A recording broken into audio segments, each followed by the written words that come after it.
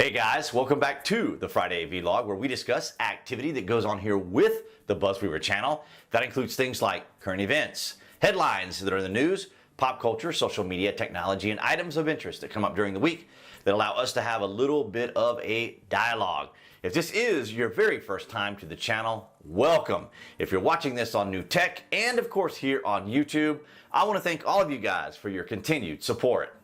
We start things off from the New York Post. Teachers rally against New York City's Department of Education's vaccine mandate. We can see them here with their banners and signage. Hundreds of people, most of them Department of Education staffers, protested the agency's COVID-19 vaccination mandate as it went into effect on Monday. That was the first week of October. The crowd gathered outside Department of Education headquarters in Brooklyn, waving American flags and holding signs that read, "My body, my choice. We gave everything and now we're nothing." And choice, not mandates. Now it's interesting that they're borrowing a common phrase that was often used by the left. And it is interesting to see the radical change within the left now, who are now for censorship, who are now for authoritarianism, and even supporting war in many cases.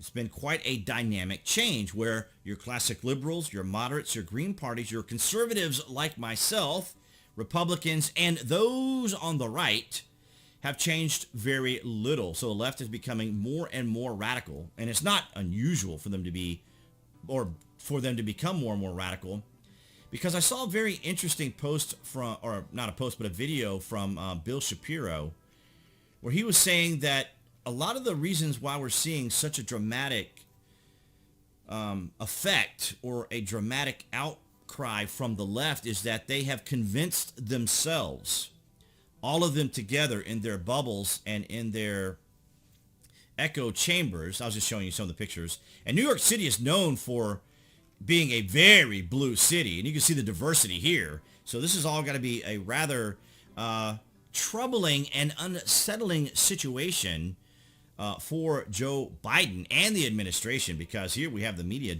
definitely showing a diverse group of people with their signage, "My body, my choice" here. My faith is in God, not big, I guess it's supposed to be big pharma. And so it's just kind of an interesting change in the dynamics of what we are experiencing. Black Lives Matter leader calls Bill De Blasio's vaccine mandate modern day freedom papers. That's quite inflammatory. A leader of the greater New York chapter of Black Lives Matter movement is chastising New York City Mayor Bill De Blasio over COVID-19 vaccine mandate and vaccine passport processes for residents, equating it to modern day freedom papers. So here we have Black Lives Matter coming out and protesting against it. Have you guys noticed how hard the left is fighting for these vaccine mandates, but not for voter ID?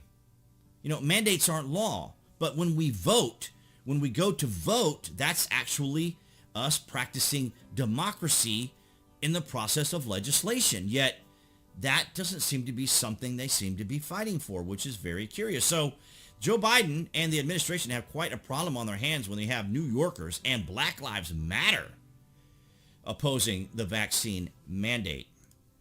And here we see New York City vaccine mandate takes effect with 96% of teachers receiving at least one dose, mayor says. Really? 96%? Did we not just see like a bunch of teachers over here marching? So maybe they're just counting the 96% that decided to be at work and do their work or compliant with the city, because even down here it says New York City Mayor Bill De Blasio said 96% of all the people or the city public school teachers have received at least one dose of the COVID-19 vaccine, as a vaccine mandate for educators went into full effect on Monday.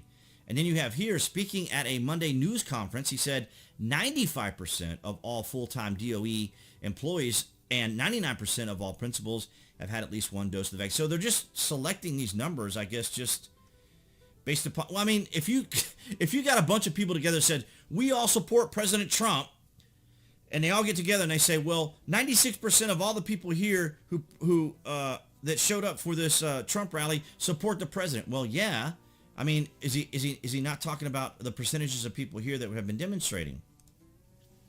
From the Blaze Media, Horowitz, the country with the best data shows infection rates higher among the vaccinated. That's right. The idea of mandating the vaccine to protect other people is built upon a complete lie, says the Blaze. Whatever side of the vaccine debate you find yourself, it is clear that none of the predicted cases would grow exponentially a year later when most adults are vaccinated and there is so much more built-up immunity. The evidence that cases are growing among the vaccinated is too compelling to ignore and makes the entire push for vaccination and certainly for mandate shots completely unmoored from reality. And I totally agree, because we're seeing a rise in breakthrough rates, even in other countries. I'm not sure why this is kind of blurry. It's a little odd, but you can see some of the different graphs and charts showing it. But more specifically, we already see that here in the States, but right here from NPR, not pro-Republican radio, highly vaccinated Israel is seeing a dramatic surge in new COVID cases. Here's why. Of course, NPR has to tell us here's why, because no one else could figure this out on their own. So thank you, NPR, for trying to think for us. Israel was the first country on earth to fully vaccinate a majority of its citizens against COVID-19. Now it has one of the world's highest daily infection rates, an average of nearly 7,500 confirmed cases a day, double what it was 2 weeks ago. Nearly 1 in every 150 people in Israel today has the virus. So even among the vaccinated, and if you watched my video from Monday, we talked about how the vaccine itself, the mRNA vaccine, really just helps the body fight against the virus by removing just the spikes of the virus, whereas your natural immunity fights the entire virus.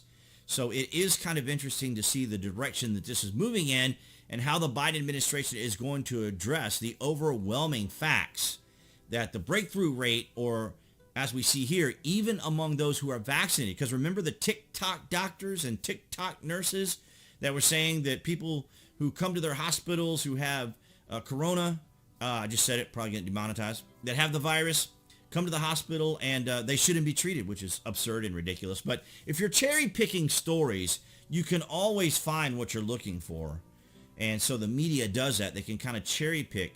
But I find that it's interesting that no matter where you go in media, the breakthrough rate is very obvious. The disputes and challenges that the Biden administration is receiving from individuals saying, no, we don't comply with your mandate. And in Monday's story, I showed you that over one of the healthcare agencies there in New York, 1,400 employees were terminated.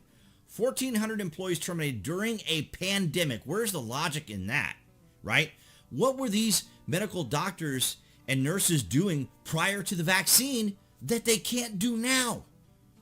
What is it that they can't do now that they were doing before the vaccine? It's so ridiculous and absurd that this isn't about the actual illness as much as government control.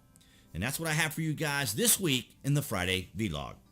All right, guys, so that's going to wrap it up for this Friday Vlog. Thank you for the likes, the shares, and the comments. And if you are following me on New Tech, I want to thank all of you guys who have recently started following me on some of the newer platforms as well as the current platforms.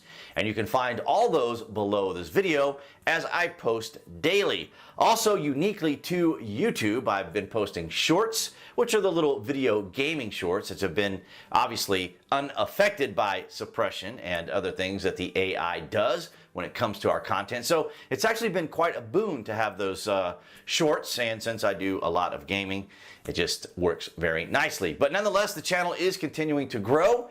New Tech is continuing to grow, and we're about at that advertisement point of the year for advertisers. So Usually, this is when a lot of content creators will start pumping out a lot more content.